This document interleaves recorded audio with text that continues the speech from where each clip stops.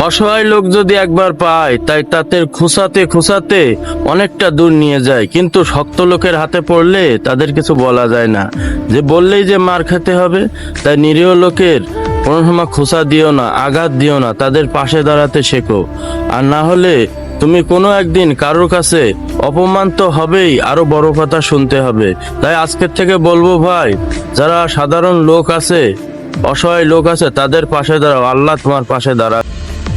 আগে হয়েছিল নর্মাল, এখন হয়েছে ডিজিটাল, এখন হয়েছে বর্তমান স্মার্ট। স্মার্ট যুগে স্মার্ট বিচার। আজকে সাধারণ মানুষ যারা আছে তারা সঠিক বিচার পায় না, তবে যারা ধনী ব্যক্তি আছে তারা সঠিক বিচার পায়। বিচারক ঘুরিয়ে দেয়। তবে শুনে রেখো, বাংলাদেশের মানুষ একসময় ওমর রাদিয়াল্লাহু তাআলা আনহু হবে।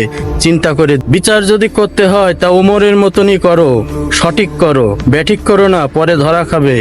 বুঝতে পারছো?